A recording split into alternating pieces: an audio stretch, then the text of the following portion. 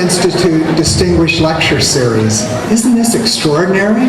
So many people here.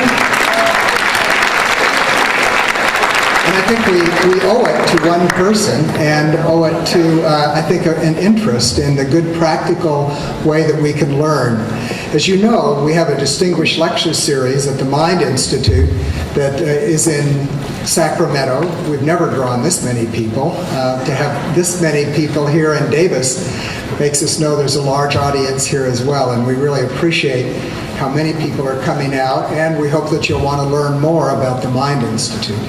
My name is Bob Hendren. I'm the Executive Director at the Mind Institute.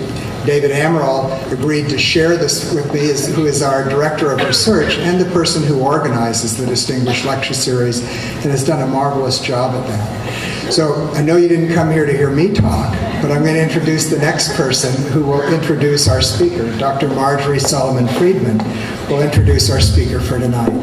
Could I ask first that you turn off your cell phones and that you, at the end, know that we have a time for question and answers, so you'll have that opportunity at the end of your talk. Welcome. Thank you, Bob. Good evening. I'm Dr. Marjorie Solomon, Assistant Professor in the Department of Psychiatry and at the Mind Institute. And I'd like to welcome you to the Mind Institute's Distinguished Speaker Series. As evidenced by our need to move our talk here to Davis with an auditorium over 5 times as large as our auditorium, our speaker tonight needs little introduction. Most people are lucky if they achieve prominence in one career during their lifetime.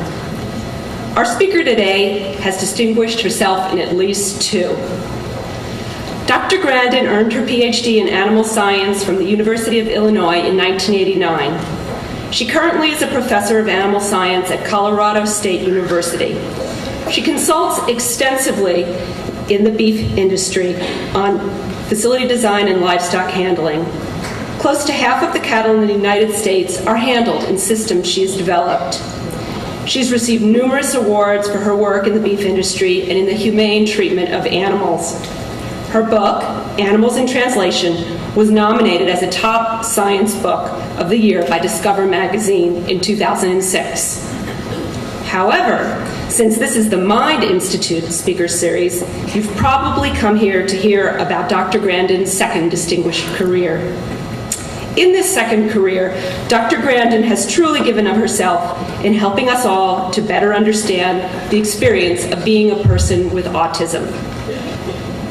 Dr. Grandin is extremely articulate in describing her perceptions. Consequently, she's been invited on most of the top TV news and radio talk shows in the country. She's also a superb writer and has authored several books about her own life, including Thinking in Pictures and Emergence, as well as several more practical works about critical issues for persons with autism.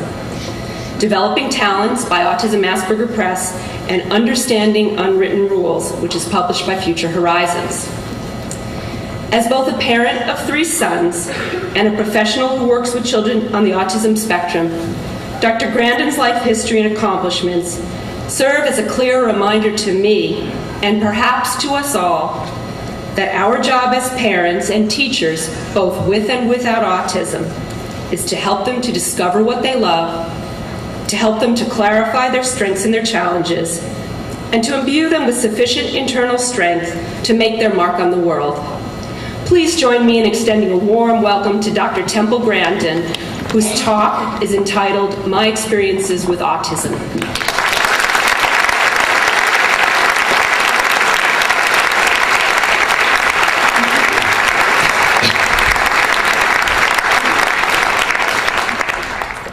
Well, it's really great to be here today. I got to turn this mic away so we don't get feedback, because that's something that really bothers me.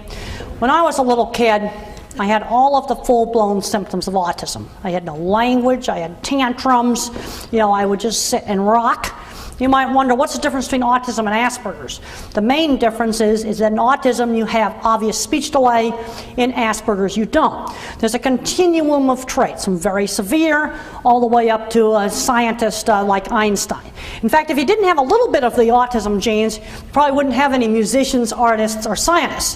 In fact, you wouldn't have any iPods or any of these other little cell phone toys, because it takes a little bit of autism genes to get people interested in making those sort of things. Now, I can't emphasize enough the importance of early intervention. I had really good early intervention. By 2.5, I had a speech teacher who did a lot of ABA type of stuff with me, and she'd stretch out and enunciate the hard consonant sounds. My mother hired a nanny, and we spent lots of time playing turn-taking games. I had to be taught sharing, had to be taught turn-taking games, and getting lots of hours of good intervention. There also were some real advantages growing up in the 50s, because social rules were taught, table manners were taught, saying please and thank you was taught. You know, I've seen a lot of 40 and 50 and 60-year-old Asperger's out in the workplace actually doing quite well. But some of the younger ones that haven't been getting that kind of disciplined upbringing, it sometimes have a real problem. Now the thing is, you must never mix up sensory problems with bad behavior. I'm going to talk about that a little bit later, but I can't emphasize enough about getting 20 hours or more a week, really good one-to-ones with a very, very effective teacher. When I was little and the school bell went off, it hurt my ears like a dentist drill. It was just absolutely terrible. Another kid may have visual sensitivities. These sensory problems are really variable. I mean, one way you can kind of figure out how severe the sensory sensitivities are is to ask what happens at Walmart. And if every time you go to Walmart it's a screaming fit, then you've got very, very severe sensory problems. But it's variable. One kid's going to like running water, another kid's going to go running away from it. But things like the smoke alarm are often the worst. My auditory threshold's normal. You go test the hearing, it's normal. But that tells you nothing about auditory detail, the ability to hear the hard consonant sounds. And these problems are inside the brain. We need to be doing a lot more research on the sensory issues, on the problems with hearing, because a lot of these sensory issues are very, very debilitating. You know, if you can't tolerate a normal store environment or an office environment, that really messes up your language. Now, some kids are echolalic and they're repeating back all these commercials. Why do they do that? They don't hear very well, so they tend to repeat back, sort of like repeating back a phone number. Kids can yak back a whole commercial, and they may not know what that commercial means. They may think the tone of the language is the communication rather than the words. And then you got to teach them that the words have meaning with flashcards, pairing hundreds of words to pictures, and then they'll start to pick those pictures out and understand it. This is some work Ami Klin did, where he had people watch a movie called Who's Afraid of Virginia Woolf? And I have to say, a really boring social movie, the kind of movie that when I'm on an airplane, the headphone does not stay on for this movie. You know, I have to say, Night in the Museum was that's sort of more my speed. Shrek is kind of more my speed. I watched that movie, The Guardian, on a plane. That was really good. The headphones stayed on for the whole trip. Now, when they were looking at the looking at the eyes. Now, I didn't know that people had all these secret little eye signals until I read about them in a book when I was 50. I didn't even know that that existed. Now, look at how many times a normal person looks back and forth between the eyes. The autistic doesn't look back and forth hardly at all. They're the red line. Now, this tells me some other things other than social. Attention shifting slowness. Brains that have problems take much longer to shift back and forth. Also, the autistic's looking at the mouth. Why are they looking at the mouth? They don't hear very well. They're trying to figure out what's being said. And the other thing is, a lot of people on the spectrum have difficulty seeing and hearing at the same time. That's difficult for me. And sometimes looking at the eyes makes it harder to hear. And when I'm in a noisy environment, I sometimes just have to turn my dominant ear towards the person so I can concentrate on what's being said. Try to look at their eyes and then I can't hear what's being said. One of the things that's a big problem for brains with problems is multitasking. Absolutely cannot multitask. I've either got to listen to something, got to hear something. Donna Williams talks about mono-channel in her books. I talk about that in my book, Thinking in Pictures. Donna has a wonderful book called Autism, an Inside Out Approach. And the Jessica Kingsley catalog, I just saw that this afternoon, and it's still in print. And if you want to understand sensory problems, it's a great book. Now, some people have visual processing problems. Now, I want to emphasize these problems with the sensory, it's all inside the head. The ears are fine, the eyeballs are fine, it's inside the brain. And when they go to look at things, sometimes the image breaks up. This picture's from Oliver Sacks' migraine book. I don't have this problem. Now, how can you tell if a kid's got sensory processing problems with their eyes? Well, they tend to flick a lot around their eyes. If you take them to a strange house, they may go down the stairs like a blind person, so they have a hard time judging depth.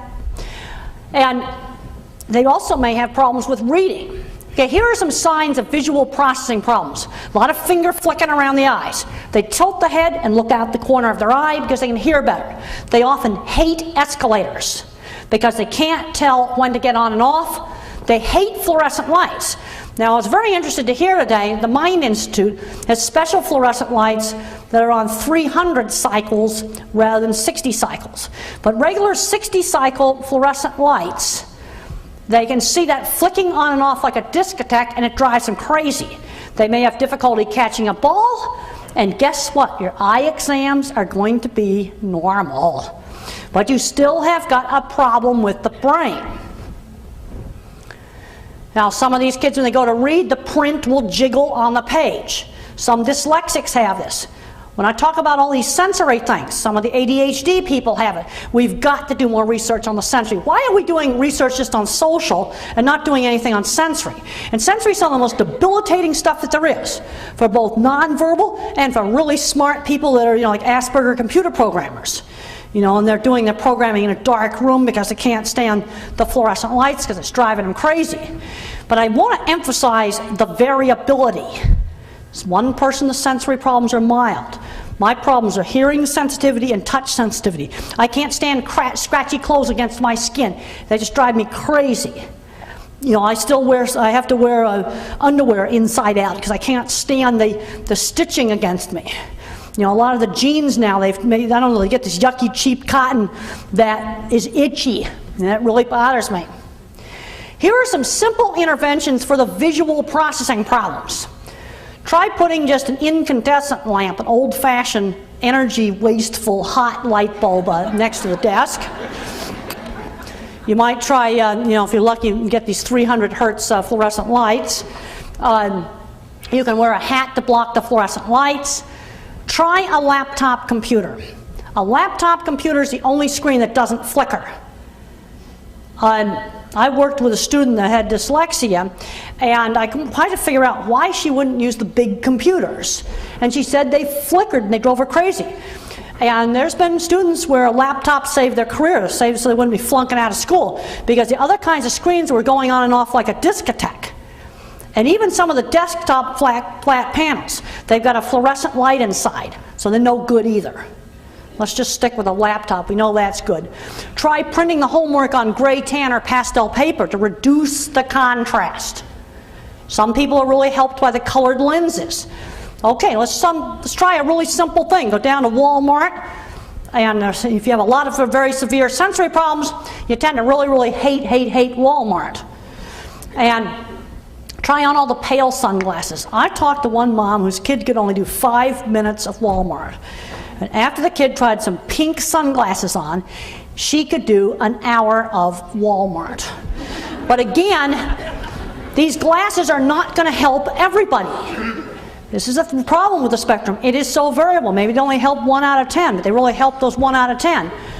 Try playing balancing games. There's been a lot of success with these therapeutic writing programs. I've heard parents say that speech came in. Why is the therapeutic writing so good?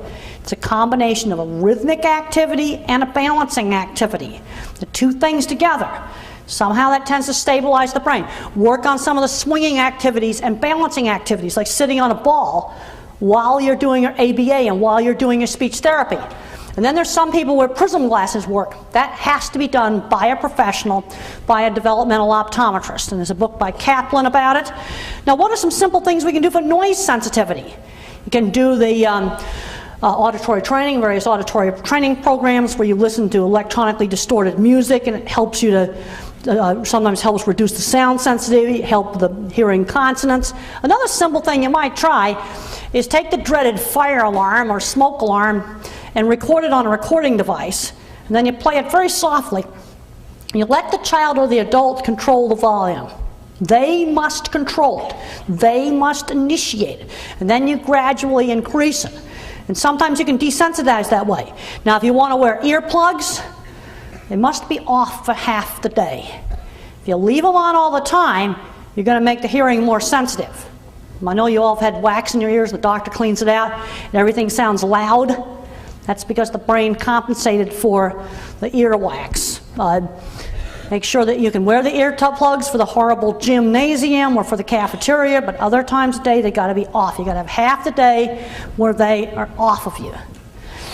Now, scientists have learned a lot. Sensory problems are real. There's been some good research done on it. We need a whole lot more research. Lower brain areas are immature. There's been a lot of great research done by Eric Horshane and Nancy Minshew. There's abnormal circuits between brain regions. There's actually quite a lot that is known. You know, it's sort of like a brain's like a big office building, and the interdepartmental connections between brain regions are poor. Sensory problems are extremely variable from case to case. Another really interesting research by Nancy Minshew is that word-based tasks are processed in the visual cortex. She did a really, really interesting paper where they get a person in the functional MRI scanner where they can look at brain function, and they're asked these sentences, and then they have to answer whether they're true or false. Now, a visual sentence would be high visual, would be something like, you know, cats, dogs, and rocks are all living things. Okay, that would be false. And then something that is non-visual would be subtraction and addition are both math. Now, when I read the method section of that paper, I saw my third grade classroom. Even that thing that's considered non-visual, I was processing visually because I'm a visual thinker. The frontal cortex tends to be used less. And the frontal cortex tends to have the worst problems with connections. Now I want to get into behavior problems caused by autism or Asperger's that we're going to need to make some accommodations for. Screaming when the fire alarm goes off. You know, tantrums in the big supermarket. There are some people that may not be able to tolerate a big supermarket. Problems with scratchy clothes. Poor handwriting. Don't get a kid so frustrated with handwriting that you lose literacy. You know, 2 fingers on a keyboard, nothing wrong with 2 fingers on a keyboard. And problems with fluorescent lights. These are real things. We may have to accommodate these things. This is what we don't accommodate, bad behavior. And this is where being a child of the 50s is really helpful. And you've got to differentiate between bad behavior and a sensory problem. You never ever punish a sensory problem. But rudeness wasn't tolerated. I was taught table manners. I was taught that I couldn't, eat mashed potatoes with my hands. I had to say please and thank you. I had to sit through church, and I didn't like church. I thought it was very boring. Now, fortunately, our church had a beautiful organ that didn't hurt my ears. If our church had had an electronic blasting rock and roll, I would not have been able to tolerate that. You see, this is where you got to differentiate between the sensory overload and bad behavior. And I had to sit through fancy Sunday dinners at my grandmother's. And when I look back at these things, it was very, very good training. Sloppiness and being an absolute pig is another thing. There's people losing good jobs because they're laughing at a fat lady or they're swearing.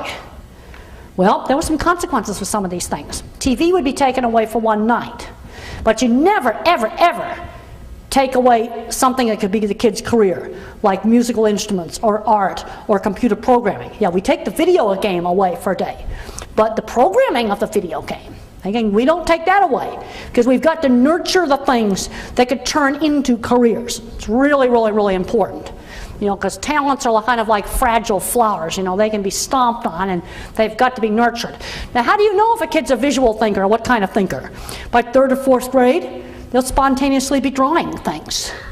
My parents did a lot to nurture that. I was given art lessons and professional art supplies. That was really encouraged. And my career is based on drawing. Now, I'm a visual thinker. And it's literally like having pictures in your head. I think like Google for images. And everything I think about is in images. It's even if I think about things that are kind of abstract, like justice, I have to see pictures in my mind of different specific cases. Ones where I thought they had a just outcome, and ones where I didn't think they had a just outcome. Now, I use thinking in pictures when I do my work on designing equipment. And I can test run equipment in my head. I didn't know that other people's minds didn't work this way until I started questioning people about how they thought. And I asked them, access your memory on church steeples.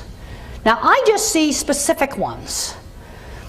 But most people get kind of a generalized one. Some people get a very specific kind of generalized one, and some people that are not visual at all get just like that, just 2 lines. And there are a few people where there's no picture at all. And there's another one of my projects. But it was interesting to find out how my thinking differed from other people's thinking. And I like this project because I like to fantasize about what the archaeologists are going to think it's for when they dig it up. Now, how do you form a concept when you think in pictures? Well, a young man sent me this picture to show how he sorted cats and dogs into little boxes in his brain. Categories. Categories are the beginning of concept formation. You sort information into categories. Now, when I started out, I knew that dogs were bigger than cats. Yeah, but then what happens when you get a little tiny dog? And I can remember when our next door neighbors got a dachshund, and how did I figure out that the dachshund was not a cat? I had to find a new visual feature every dog has that none of the cats have. And every single dog, no matter how teensy-weensy, has got exactly the same nose. So I categorized them by nose shape. It's sensory-based thinking, not word-based thinking. Now, I could also do it by barking or meowing. I could do it by their smell. It's sensory-based, putting things into categories. Now, Nancy Minshew did some brain scans on me to look at the big trunk lines that are in the brain. I'm the red one, and my control, my sex age matched control, is a blue one. And I really was blown away when I got these scans back. And I go, wow, I really do have a big, big, big internet cable deep into the primary visual cortex. And I used to joke around about this. And now I found out that, I actually have this. And some other people with autism have it. Everybody has a big trunk line, but I just got a bigger one. But the price I pay is I can't multitask. There's some things I can do really well, and multitasking, I can tell you right now, is not one of them. And take a little higher up scan, I got a real big one on the right, and my one on the left's pretty puny. Now, I have found in talking to people that the autistic mind and the Asperger mind is a specialist mind. It tends to be good at one thing, bad at something else. Research that Dr. Corshane has shown that there's sort of like not enough wires to go around to wire up this office building evenly. So like one department tends to get a whole bunch of internet connections, the other one doesn't get much. And I'm a photorealistic visual thinker, and I'm bad at algebra. There's too often we pound away at the deficit rather than building the talent. I should have gone on to geometry and trig, that wasn't done. Big, big, big mistake. I'm not saying forget math, I'm saying forget algebra. I have talked to parents where the kid can do high-level physics, but they cannot do algebra. You see, there's no way to make a picture. Then you have the music and math mind. This is a form of visual thinking, but it's patterns rather than photorealistic pictures. And if you read that new book, Born on a Blue Morning, this is the guy that was profiled on 60 Minutes, the mathematical savant.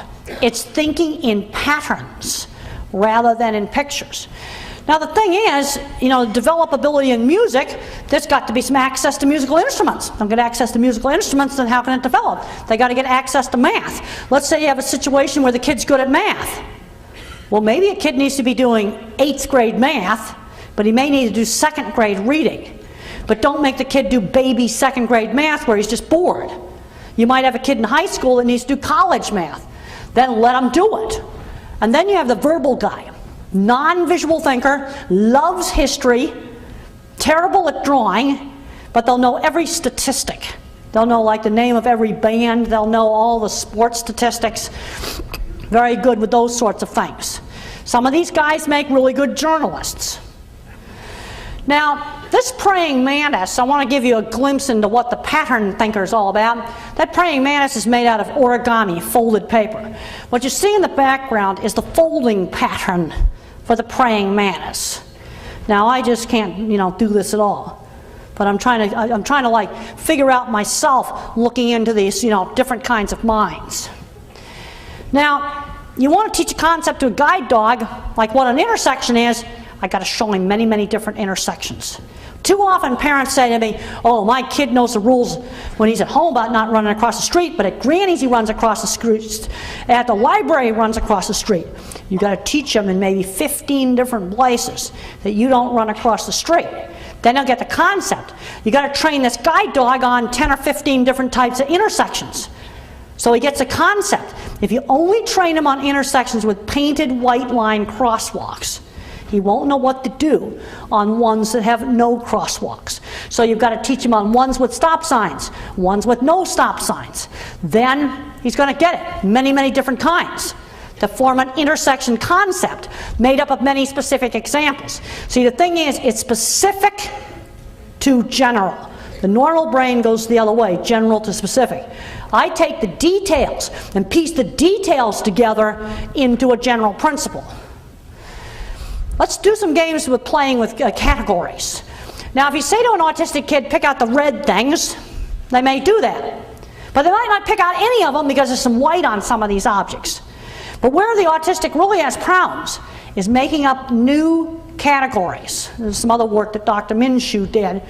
And let's say make up new categories like contains plastic, contains metal, is a round object. Now, when we were little kids, we used to play that game 20 questions. Which is basically a game of categories. You ask, is it animal, plant, or mineral? Is it used in sport? No. And you narrow down what the object is. That's a game of categories. Play games with categories. This will help teach flexible thinking. Now, how do I think about very abstract things, like what the Lord's Prayer meant? Well, when I went to a little special speech therapy school, one of the first things I was taught was to say the Lord's Prayer. No, I had absolutely no idea what it meant. Thou art in heaven, I didn't know what that meant. Now, there was one little girl that thought it was God up in heaven painting on an easel. Thou art in heaven. And the only part that I understood was the power and the glory. This is my picture for the power and the glory.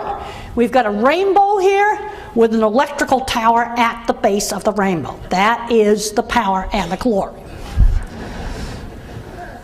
Is autistic learning just memorization? Yes, in the beginning it is. Yes, it's just scripting.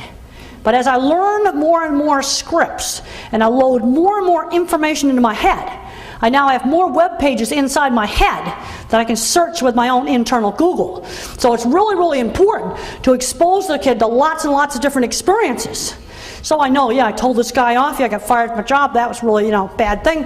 I don't want to be doing that. They need to be exposed to things. Sometimes they need to be a little pushed. I was scared to go out to my aunt's ranch when I was in high school. Now, surprises, don't do surprises. That scares. But the trip was planned for a long time. My mother says, well, if you don't like it, you can come back in 2 weeks. I turned out I loved it.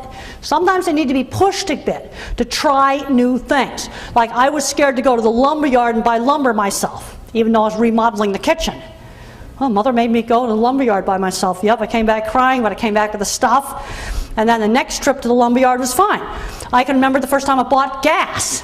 I was petrified, but I did it. Now, that was back in the days where you didn't have to do it yourself, so it actually was a little less scary. But, I did it. Now, people that are visual thinkers are often really good at hidden figure test. You see the figure there?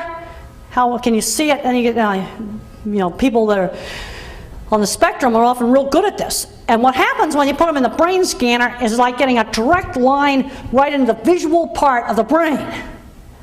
So now I'm going to show you some pictures I'm going to call visual symbol pictures. I'm going to show you how I can use visual thinking in a much more abstract sort of way. And that's the visual symbol picture for the brain scan of the autistic person. It's like, yeah, all the wires went into the visual part, and the rest of the brain is kind of shut off. It's like this little cabin out in the snowy wilderness. And this lamp store is a visual symbol picture for the brain scan of the normal person.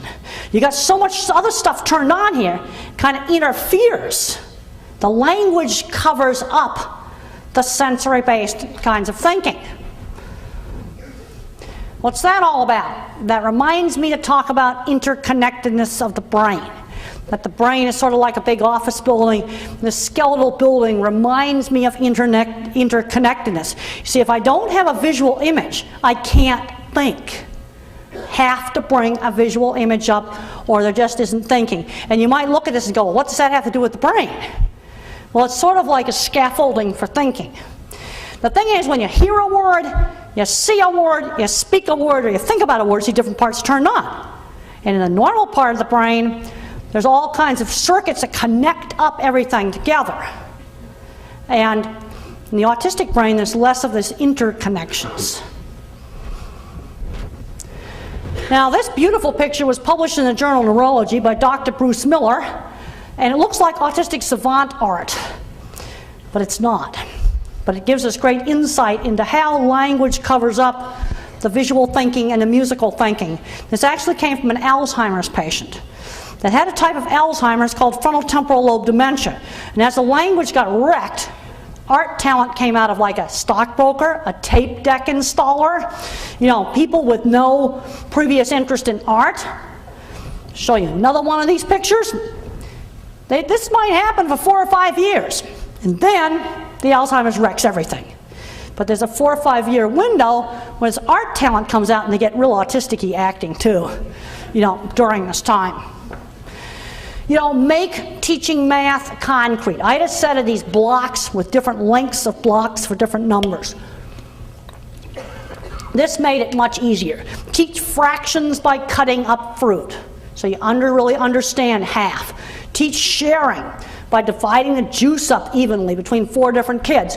In the 50s, all the things that were fun to do, you had to take turns. You had to play hockey. Table hockey was something you had to do with somebody else. You couldn't do it by yourself.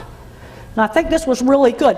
And I was bad about sharing. I was bad about turn taking. But I had to learn these things.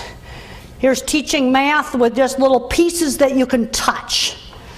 Let's teach multiplication. 5 times 6 equals 30. I got 5 pennies this way, 6 down this way. I fill out the grid. Now I can see that multiplication is sort of a form of adding. And this came from the TEACH program. I got 5 minus 1 equals 4. And when you take away the piece, you bag it. You bag the piece in a baggie that you took away. To teach the idea of subtraction. Here's 6 minus 5 equals 1, and you've bagged the piece. Now, what's this all about? What am I doing here putting these boxes up here on forklift pallets when I'm going to be talking about emotion?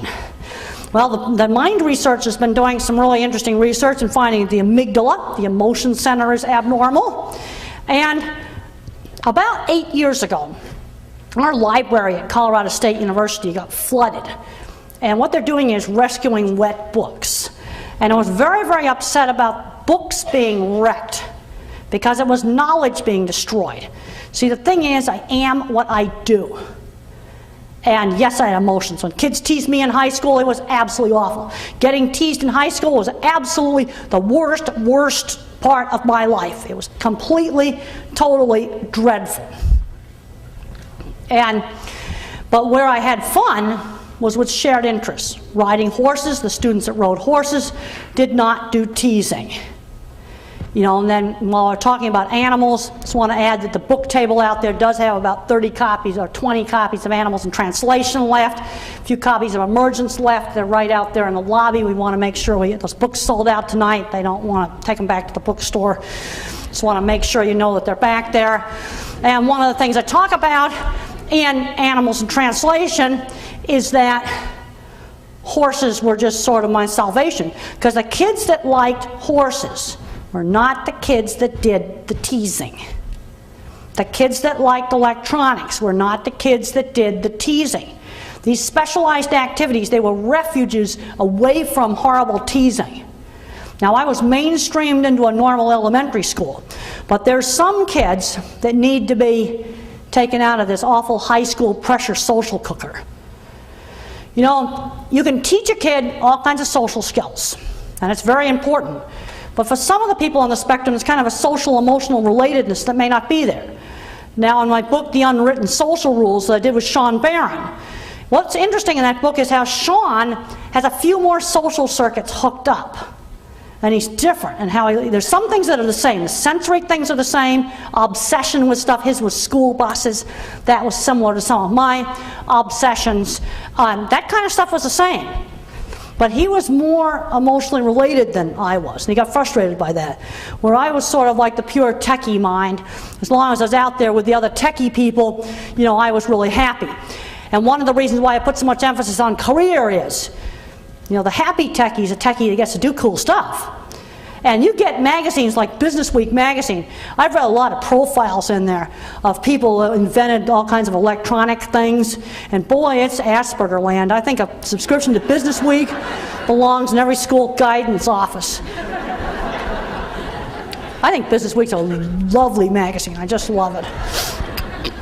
Because the thing is, you've got to introduce kids to lots of interesting things. How do you know what kind of job that you can do if you don't know about interesting things? Now, Nancy Minshew did another brain scan, and she found I was more interested in things than I was in looking at pictures of people. And what they did this experiment, she didn't tell me the hypothesis. She started showing me all these weird videos of people, airplanes flying over the Grand Canyon, bridges and apples and all kinds of objects. And I'm looking at this. Where'd you get this 1970s video? How many copyright violations do we have on this video? And why was I looking at the things? Because the things told me more information about where the tapes came from. And I was trying to figure out what the experiment was all about.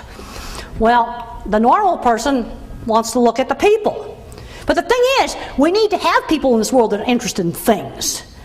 Or you're not going to have any iPods. You're not going to have any electricity. You're not going to have any computers.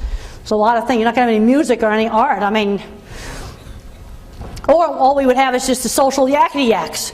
Because when you think about it, the really social people, they didn't make the first stone spear. People on the spectrum are more into details. Like you can see the big H and the little S's there. I'm faster at picking out the little letters than picking out the big letters. And so are most people with autism. I got social interaction through shared interests. We've got to get kids into school clubs like band, chess, robotics. These kids that are being tortured in high school, they need to be taking classes at the community college. I am very, very concerned about the lack of science teachers in the public school systems. Yeah, but you know where there's great science teachers? They're at your local community college. Because you have to have a degree in chemistry to teach at the local community college, but you only have to have a teaching certificate. And my great science teacher that really helped me, my mentor science teacher, he was a NASA space scientist. You know, mentors that can get a kid interested. Some of the most successful Asperger's in Silicon Valley, the parents apprentice them into the field. At age 8, programming is introduced. And they just are pulled into that field. And they're in there with all the other people that think programming is really cool. Well, there's a lot of cool stuff out there. A lot of people wonder, well, what makes Google work? What makes Yahoo work? What is that? What's the size of 7 Costco stores? And it's really, really cool. Well, search engines don't just come out of your computer. There's an electronic library. Hundreds and thousands of computer servers in there. It's like hundreds of thousands of PC guts in this building. And they're all wired together massively parallel. And I'm like going, wow. You know, that is like super, super, super cool. There was an article that was in Fortune magazine. You know, there's all kinds of interesting things, and we need to be getting, you know, a lot of interesting things into the school libraries, like science and nature. Science has a wonderful thing called NetWatch, and every week they review about 3 fantastic scientific web pages, you know, that are just on every kind of different subject. You know, if you don't expose kids to interesting things, then I'd rather have them get obsessed with server farms than obsessed with video games. When I like video games, there's only one thing I like them to do with video games is learn how to program them. I'm not that interested in having them play them. I'm very interested in having them program them. Now the problem is, I'm the kid who'd be addicted to video games, and I don't have the math skills to program them. So we need to be limiting the video game playing to an hour a day. You know, we've got to start thinking when a kid's like 10 years old, especially these high-end, high-smart kids, what are they going to do when they grow up? And the thing is, you don't learn skills instantly. It took me 3 years to learn my cattle handling stuff. That doesn't happen just overnight. Well, to show you a little glimpse inside, but boy, the thing that's like really wild is look at the electricity it takes to run it. Well, that's a lot of power boards there. I can run maybe 4 mega meat plants off of all the power boards it takes in one server farm. Somebody's got to figure out how to make this more energy efficient. The electronic library is a real energy pig, and somebody's going to have to figure out how to change that. That's going to be the Asperger mind that's going to do that. You know, but I looked at that and I go, oh man, that's heavy electricity. I mean, that's like way cool. You know, some of the best social life I ever had was working on construction. I loved sitting around the trailer and we just discussed building things. And I was a really good member of the little boys club, and the things we get laughing really hard about, really inappropriate things that I'm not going to discuss here. But all I can say is we laughed so hard the trailer almost fell over, and it was really fun. I'm very concerned today about all the bad behavior on TV. Sports people behaving badly, these mean, nasty shows. I hate that Donald Trump show, you're fired thing. I hate Survivor. I mean, what happened to cooperation and getting people to cooperate? Now, I like that show, like, you know, Extreme House Makeover. That show I like because, you know, some low-income person or something's getting that. You know, but we need to be teaching values. You know, when I was a child, I didn't see grown-ups behaving badly on TV. I didn't see sports figures behaving really badly and getting away with it. Movies today don't have clear-cut values about right and wrong. When I grew up, there were very clear-cut values about good and bad, with Superman and the Lone Ranger, about good guys and bad guys. Now, all this may sound really corny, but these things made a really big impression upon me. And we need to teach positive religious values. Let's say simple things like you help the poor, you know, be a kind person. You know, you might try something like get a "What would Jesus do?" keychain, and let's think up good deeds that you can do. Concrete, positive things. Let's avoid all the negativity. You do not want the Asperger mind going into that, because the Asperger mind has a tendency to dwell on the negative. We've got to work on the positive, good things, concrete good things you can do, like, you know, build houses for people, or, you know, work in a food kitchen, things like that. I'm a big believer that OT and sensory integration is part of a good program. Do things like pressure, like swinging, like balancing activities, right while you're doing your ABA. And sometimes it helps the speech to come out, especially the balancing and the swinging and the pressure. You know, here's a teacher working with a kid, and somehow these activities stabilize the brain. We don't really know how they work, but it does. It's just amazing. And here's my squeezing machine. When I got into puberty, I started having absolutely horrible, horrendous anxiety attacks. Terrible anxiety attacks. They worsened as I got older. And I noticed that when cattle let them squeeze you, they kind of relax. So I built this squeezing thing. Pressure is calming. The anxiety attacks were horrible. And eventually, in my early 30s, I got them under control with medication.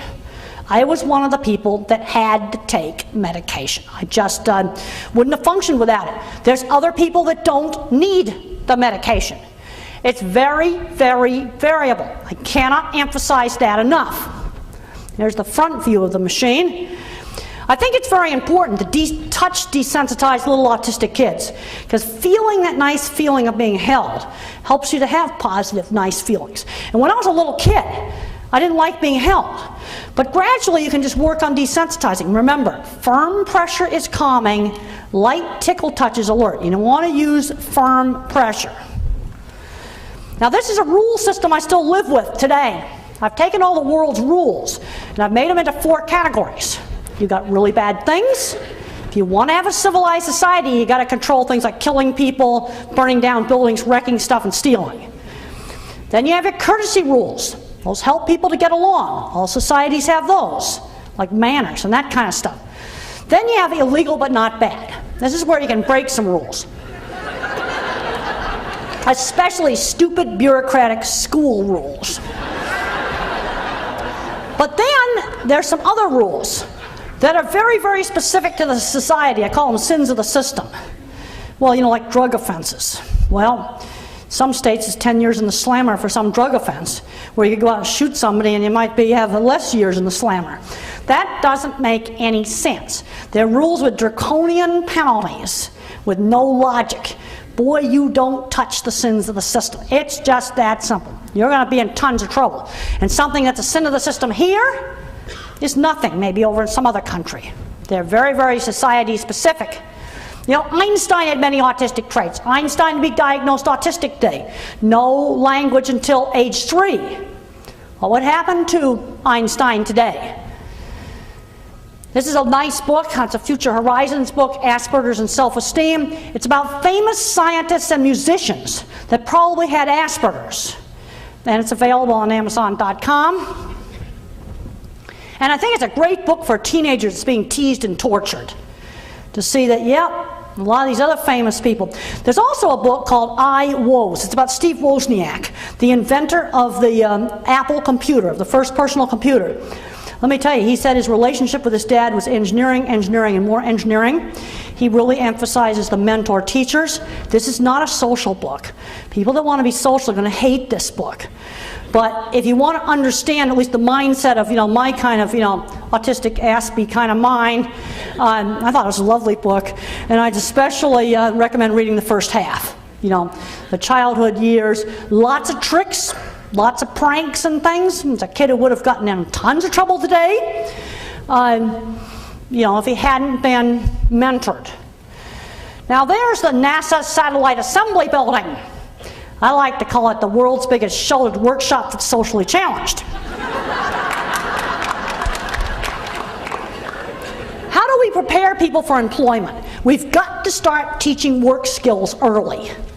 I had jobs when I was early. I had a seamstress job when I was 13. Internships in college. I've seen people on the spectrum graduate from college and don't get jobs. We've got to start getting interns. You've got to start learning things like being on time, doing what the boss tells you to do. Mentors. You've got to visit interesting workplaces. Bring all the trade magazines into the school library so kids can be exposed to interesting jobs, from dairy to computers to banking to baking, whatever. Wall Street Journal has all kinds of good social stories on how to behave at work in it, because even the normal people need that now. They didn't used to need that. The other thing that I had to do is I had to sell my work, not my personality. And I sold jobs by making portfolios of my work. Pictures and drawings of jobs. And I have a book called Developing Talents, and on the whole job thing. And making a good portfolio, because you've got to work on developing a skill that other people value and want. And one of the things you got to do for being weird is you got to get really good at that skill. People respect talent, and talent attracts mentors. I have a typical family history. 4 generations of bankers on my father's side. My grandfather on the mother's side, MIT trained engineer. Simon Baron Cohen has found there's 2.5 times as many engineers. Family history of people with autism, anxiety and depression, both sides of the family. Visual thinking skills on the mother's side, food allergies on my dad's side, Asperger's traits on the father's side, and intellectual giftedness definitely on the mother's side of the family. Very, very typical family history. I was not a regressive type autistic. I was a type where there were some problems right from the start with sensitivity to touch, and my language came in gradually and slowly. Let's get kids interested in things like Lego Mindstorm clubs. This is the kind of thing that teaches engineering and job-related, mechanical and programming skills. I would rather say I'm obsessed with this than with video games, because it teaches definite things that are going to be useful at work. Let's take advantage of our educational resources, our community colleges. There's all kinds of wonderful courses in community colleges. I just talked to a parent in Colorado where her son is taking art classes at the local community college. She got him out of the high school. It's been the best thing that ever happened.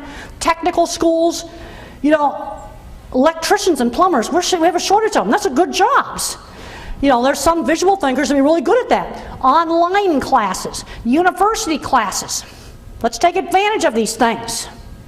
But the thing is, a kid's got to realize it's a grown-up privilege to take a grown-up course. He must not interrupt class. He must not send goofy emails to an online class. And one of the things I was able to do was rise to the occasion and act grown-up in working on something grown-up. There's the plant where I started my career. You know how I got in? I met the wife of their insurance agent. I'm not kidding. You never know who is going to open up the door. And she liked my hand-embroidered shirt. This is not it, because it's computer embroidered. The thing is, I was wearing the portfolio, but I didn't realize it. It's just that simple. Let's look at jobs for visual thinkers. Graphic arts and drafting, hardware, setting up all the computer hardware, auto mechanic, fixing computers, handcrafts, photographer, animal trainer. These are all in the talents book. They're also on a website called autism.org. Autism.org.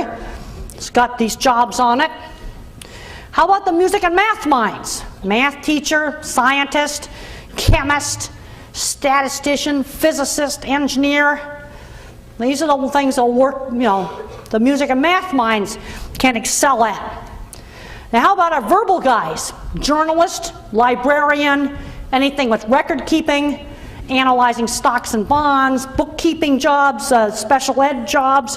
These are all things that they could be good at. Taking care of inventory. We've got to find things that are going to use their area of strength. Like there's a special kind of mathematical thing in banks called derivatives. I don't even know what they are, but there's some kind of financial thing, and they got to do this fancy math for it. And there'd be some people that'd be just great sitting in the back room and over a computer doing derivatives. Or figuring out risk in insurance, actuaries. Figure out insurance risk. These are bad jobs, even for people like me. Multitasking, I have a terrible short-term memory. I cannot remember long verbal strings of information. I need directions in writing. Like when I had one of my first jobs milking cows, I was so thankful that the directions for cleaning the milking machines were written down and were on the wall. I would have been in a lot of trouble if the directions had not been on the wall. So I could always go back and refer to them. Cashier in a busy restaurant, that's not going to be the job for me. Big disaster. How about nonverbal people? Find something they can do. You know, shelving books, stocking shelves in stores, sorting jobs. You know, you got to figure out, find something that they're good at doing. Okay, now there's a gorgeous picture that somebody on the spectrum made about moderate functioning. No computer tricks here. But this person's going to need an agent to sell their work. I've seen some successful things where the person with autism was making artwork like this, and then the parents had set up a business, you know, selling the work. This is no computer tricks. This is just on a tripod, nice time lapse, just beautiful. Let's talk about some medication things. What I want to try to get you to do, and you've got good doctors here at the Mind Institute.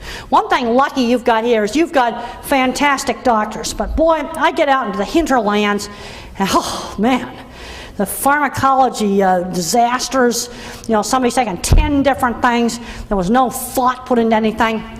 I can't emphasize enough, every case is different. I want to try to get you to think logically about what you do.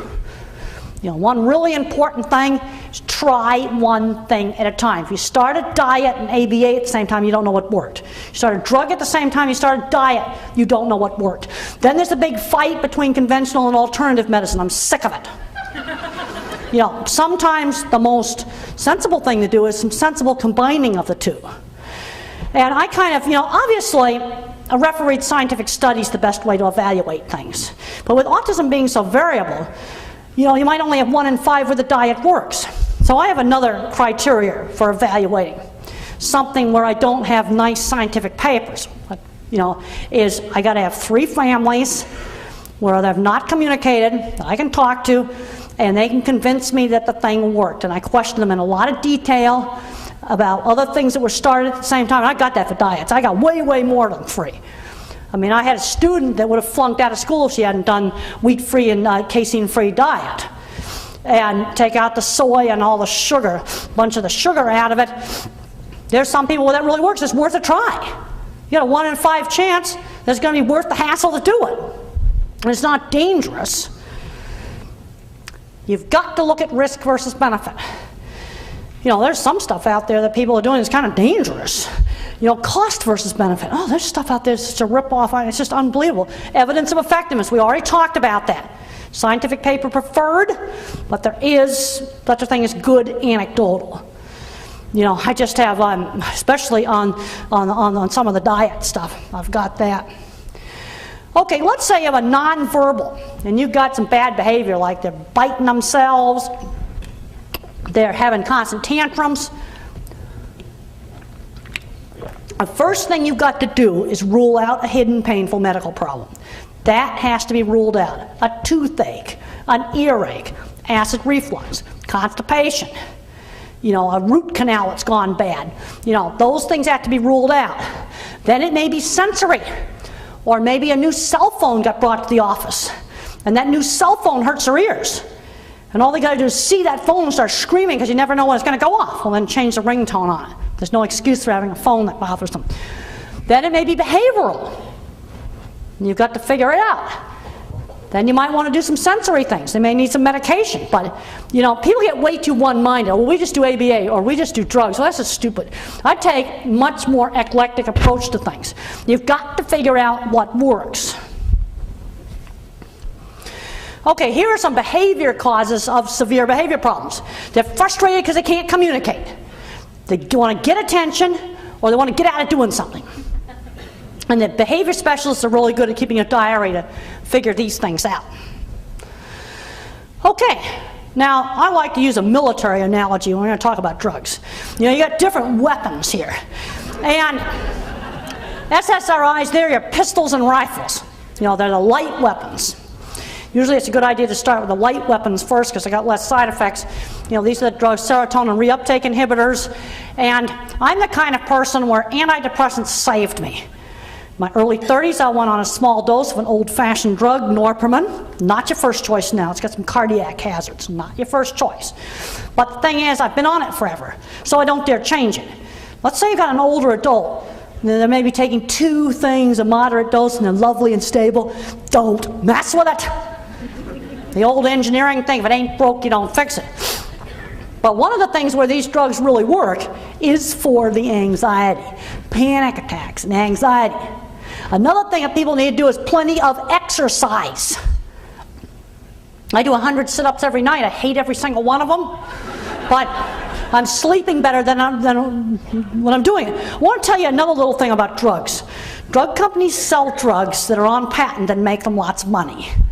Now, I don't care about Prozac and Zoloft anymore because they're off patent. Which one do you try? Sometimes you want to try the cheapest one first. You try the one your HMO is on. Don't try something that a blood relative had a very successful time with. Don't try something a blood relative hated. If I was just going to pick a drug off the shelf, probably wouldn't pick Paxil. It's got, there's some bad scientific papers on Paxil. But if you're on it and it's working, you stay on it. Can't emphasize that. Then it's right for you. That's probably not the best first pick. I know a lot of people in the design industry that are on Prozac. I mean, there's a lot of meat plants I've been designed on Prozac. But these things, compared to some of the heavy artillery, have milder side effects. You don't get tardive dyskinesia. You don't gain like 100 pounds on this stuff. Really bad side effects. So these are the light weapons. And these are heavy artillery, tanks, mortars, rocket launchers. And the thing is, these are on patent. So they're pushing them. And these drugs have much more serious side effects like weight gain and tardive dyskinesia, the Parkinson's shakes. They just got risperidol approved to 5-year-olds, and I would like to about puked when I read the ad for this. You know, let's be sensible. The younger the kid, the more conservative you'd want to be about medication. But a really good principle is you should have wow factor. Now, where risperidol really works is some severe aggression problems, but not for 2-year-olds' tantrums. For, you know, older child or adult, a really good basic principle is you must have some wow factor. And you probably don't want to start out with heavy artillery first. But the problem is the heavy artillery is all patented. And my light weapons, they're all coming, well, some of them are still patented, but some of the oldies but goodies, they're off patent, so they're not interested in selling them. They sell the stuff that's on patent. It's that simple. Read the Wall Street Journal. Wall Street Journal's got tons of, tells you all about drug companies. But it's not as simple as saying, well, drugs are evil and we only use the alternative methods. There's sometimes a little of each. Like Donna Williams, she used to be totally against medication. She gave a big talk 7 or 8 years ago down in Sydney, Australia. She was doing the Irlen lenses, she was doing a special diet, but she could not tolerate big convention center. And then she added a little teeny dose of risperidol, very teeny, 1/4 milligram. Then she could do convention center. But she still had to do a special diet and Irlen lenses. But a teeny little dose, 1/4 the starter dose. You know, she didn't get fat off of that. You know, that was all right. You know, you better have some wow factor where you go, oh wow, this stuff really works. And you don't let yourself get fat on it. 100 pounds of weight gain, that's not acceptable. And the one that tends to be the worst on that Zyprexa. I have talked to parents where the kid was eating dry dog food on Zyprexa. Obviously, you can't use that, but maybe another kid, it won't have that effect. Again, things are very variable. But if you're having a problem with the weight gain, you need to try something else. Sometimes you can switch to Geodon. And the scientific articles are very clear on risperidol on the anti-anger thing. But one of the ways that I dealt with anger, when I got kicked out of school for throwing a book at a girl and fighting, was I switched from anger to crying. See, I can't modulate emotion. So I just switched to crying, and sometimes I can get laughing. You know, I was always testing the limits. And I knew there was one house in the neighborhood where I could do really bad destructive stuff, like gluing a door shut with epoxy. I wouldn't dare do that anywhere else. Now this is an important principle. You know, with all the antidepressants and with the atypicals, oftentimes a little teeny dose. The big mistake I hear, and I've talked to probably 100 parents on this, I'm so sick of this. Well, we did really great on a little dose, and when we took a big dose, he couldn't sleep, and he got all agitated, and he went crazy. Well, there's differences now that drugs are metabolized, and some people on the spectrum need little tiny doses. Another principle is every time you have a meltdown or a problem, you don't get more stuff. This is where you get into thinking that's totally illogical. And the kid's on 8 different things and straddling in it. And they're just throwing stuff at it until they've like made a zombie out of them. That's just terrible. You get out in the hinterlands, it's disgusting. I mean, you're lucky to have the Mind Institute here, and you know, people aren't going to do awful things like that. But boy, I can tell you, I got out in the hinterlands. Ugh. And I did a talk one time with Margaret Bowman, and I was telling her about the hinterlands, and she went out to the hinterlands, and she says, yeah, I see, I'm really shocked at some of the stuff that's going on.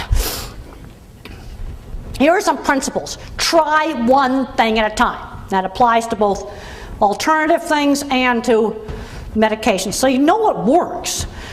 You know, a medication should have an obvious good effect. Like, wow, this really works. A teensy bit less hyper, that's not a good reason for taking a powerful drug. It better be like, wow, the tantrums are now 1 a week instead of, 6 a day. That'd be an example of wow factor. Okay, let's say you got one of these kids at the walking pharmacy and you got rid of some of the junk. Take them off one at a time, very slowly. And be careful switching brands. I've found in my own case, I take 2 drugs now. I take Norpirmin, old-fashioned, not your first choice probably now. And I take Diazad for my Meniere's disease. And I found that when on the generics on the Diazad, which is a diuretic, that's just a water pill, that the cheap junk my grocery store sold didn't work as well as a generic I bought over at the specialty drugstore. And when I tried generic on Norpirmin, didn't seem to work. Now the thing is, you've got to figure out what dose on the, Stick with the white pill. If you got the white pill, stick with it. Because there's differences in how they dissolve. The generics are fine, but don't be switching. Find one thing and stay with it, and don't expect any drug to give you 100% control, because it's not. It's not going to happen. Now, some people, especially some of the nonverbals that are having these sort of little epileptic outbursts, sometimes some of these old things like Depakote can really work. And there's a lot of papers. I just recently updated the drug section in Thinking in Pictures. This is an old cheap one, but if you do epilepsy drugs, you're going to have to do these awful blood tests. And you have to do them. It's have to. I know, I had an awful thing with one of my friends who was getting migraines, and they just gave her some free samples from one of the modern epilepsy drugs where you don't need the blood test. Well, guess what? She almost croaked from liver damage 8 months later. Epilepsy drugs are good drugs, but boy, you better do your blood tests, or you really better do them. Here's one of the oldies but goodies, sometimes for anxiety, the beta blockers. They're using those now in PTSD. But you know what? They don't care about these drugs. These are old things, old, ancient, cheapo generics that go off patent. Who cares about selling these things? I think the beta blockers for some of this anxiety, there needs to be a lot more research done again with the beta blockers. But nobody wants to fund research for ancient, old, unpatentable generics. You got to look up your interactions. And there's a good book called The Pill Book. Very good book. It's called The Pill Book. It really explains the interactions. You got to check interactions with non-prescription stuff like cold pills and sinus medication, mess up antidepressants, herbal supplements. You got to check up all your interactions. And some interactions are a nuisance, and some interactions are extremely dangerous. So you better be checking into it. I talked some about the special diets. The omega-3s are starting to get some good science behind them. There's some people that respond to some of the vitamin supplements. Vigorous exercise, research is very clear. There was a paper just this year in the American Journal of Psychiatry on vigorous exercise and depression. Weighted blankets or vests are calming. Let's kind of, use a variety of things, but let's be logical about it.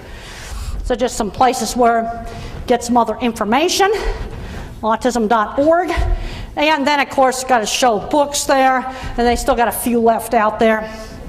And what I think we're going to do is I want to thank everybody for coming, and then we'll do some questions.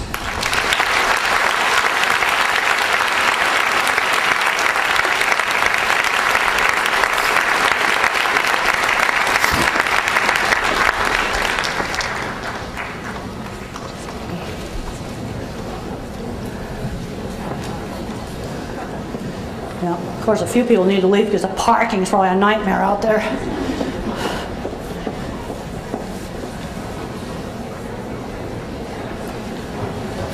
Hello? Yep.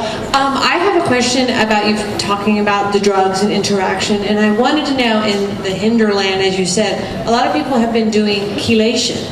And what is your thought about chelation? Well, one of the problems on chelation is there's a lot of different stuff that people are doing called chelation, ranging from stuff with IVs that can get pretty dangerous to innocuous stuff with vitamins and some pretty innocuous supplements, and then some medications that are sort of medium.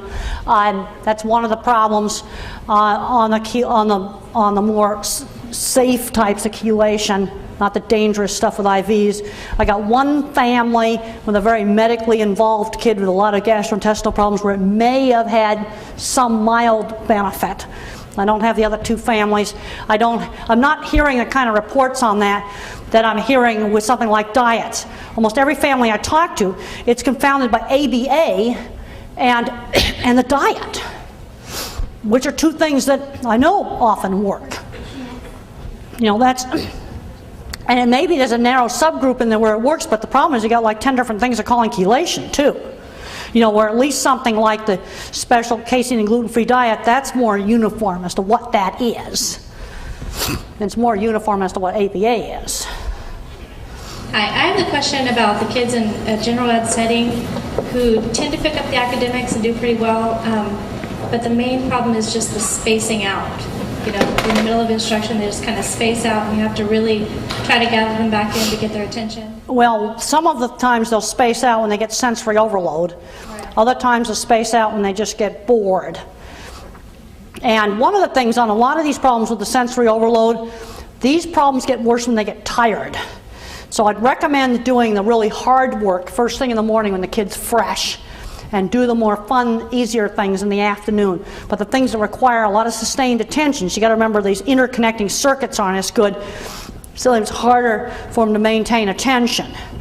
And if you can do things, if the kid has visual processing problems and fluorescent lights are bugging him, then get his desk over by the window or something, to try to, reduce some of the sensory distractions. Then sometimes spacing out is just simply not paying attention too.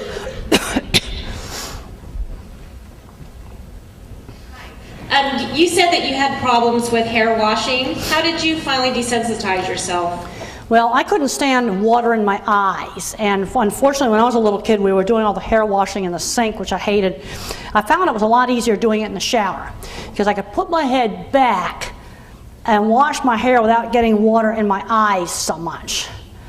But I still have a towel that I hang right on the door so that I can dry my eyes several times during the shower, and that helps me. And then the other thing is haircuts and the buzzer clipper thing. Well, one of the things, get a buzzer clipper and have it at home and get them used to it. There's a lot of things you can kind of work on getting them used to it at home, have them hold it, and get them used to that sound, the use of the feel of it, and where it isn't just a big shock when you go into the barber shop to get a haircut.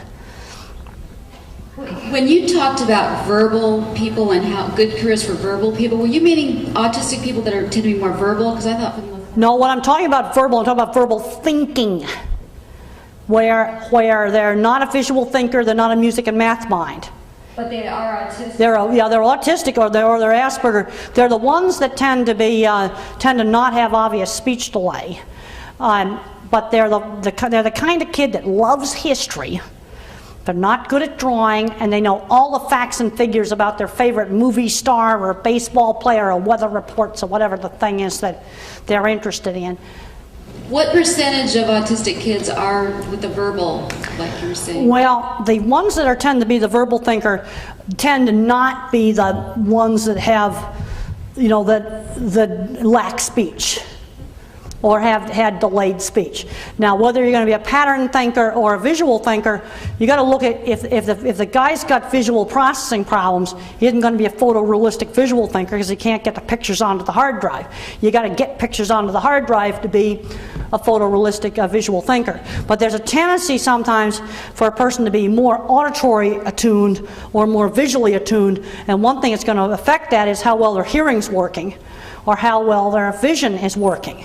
And the kids that do a lot of flicking like this, a lot of looking out the corner of their eye, they hate fluorescent lights, they hate escalators. A lot of those kids oftentimes tend to be less of a visual thinker and they're more of an auditory learner. It's going to vary a lot, and you can sometimes get mixtures of these kinds. Yep. How did you invent the squeeze machine? Well, I invented the squeeze machine. I was having horrible nerve attacks when I was 16 years old. And I noticed that when cattle went in the squeeze chute for their vaccinations, that sometimes they just kind of relaxed. So I built the squeezing machine modeled after the cattle squeeze chute, because the pressure all over big parts of my body helped to calm me down. Scared to go into the squeeze machine? Well, I could control it. It's really important that the person using it controls it. Yep. I'd like to ask a question about my 4-year-old autistic son. When you say that you didn't have verbal skills until you were 3 or 4, That's right. what do you mean? My son can verbalize by echoing, and he is making more spontaneous words. Now, when he's echoing, are you getting nice, clear words out? Yes. That's to be thankful. The Kids that echo like that with the clear words are going to learn to speak. But the thing is, they got to learn that the words have meaning. Lots of times they think the tone of the voice is the words rather than the actual words. Just start teaching them lots of sight words, hundreds of flashcards. He can read perfectly everything. Oh, well, good. And he writes, but Oh, he good. doesn't comprehend. Well, start teaching comprehension with very concrete questions. I mean, let's say you, Jane went to the store and she bought, bread and Campbell's soup and, and Jell-O. Then you might ask him to name the things she bought at the store. Start out with very, very concrete questions. Don't ask a question like, well, why do we need a winter coat or something? Well, you might need a winter coat because it's cold, but just start. Let's say he's reading a story about going to Antarctica. Don't ask why you need a winter coat. Ask questions like, well, how many dogs are on the dog team? Just very, very concrete questions. How old were you when you when you can remember comprehending what you were saying? Well, I can remember, 4 and 5 years old. And I also don't remember sequence. Like if I watch movies that have a real complicated, convoluted plot, I have a hard time following that. Thank you. Dr. Grandin, my 14-year-old son is very interested in girls, and he's an Asperger's kid. And I was just curious if you could give us some insight as to how you navigated the whole relational experience and worked through that. I was one of the ones that just totally didn't do it. But I know that is not what's going to work for a lot of people. And I would recommend finding a boyfriend or girlfriend where you get shared interests. Like it'd be robotics, or it'd be computers, or it'd be science fiction, or it'd be, showing dogs, whatever the thing is that you like to do. So the shared interest really starts the relationship. As a parent, I'm watching him be attracted to many neurotypical girls, and there's quite a bit of rejection going on. Well, that's the problem. He probably needs to. What's he good at doing? What's he like to do? Computer stuff. Well, then maybe he better go to the computer convention and look for a girlfriend there. No, I'm serious. I'm being serious about that, because that's where he's going to find a mate that's going to be a lot more appropriate, and he's probably going to be a whole lot happier with. Hi, I was wondering what your thought is on stemming. On what? Stemming? Stimming? Yes. Well, I was allowed to do stimming for an hour after lunch. I was not allowed to do it at the table. Like do things like put my fork up in the air and sort of study it. That just wasn't allowed. I think a kid can have some downtime where he's allowed to do some stimming. But then there's where they're just rocking, they're flapping, that sort of stuff. And the rest of the time, there's other times where they're not going to be allowed to do it. Okay, thank you. Okay. Please join me in giving Dr. Grandin a hand for one.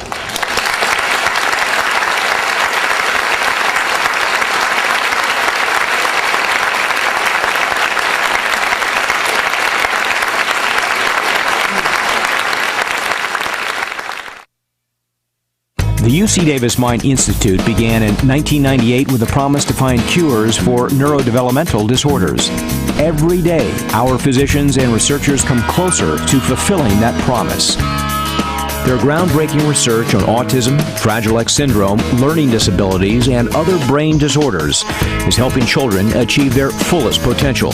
Please call or visit our website to find out more about current studies, our research team, and upcoming events.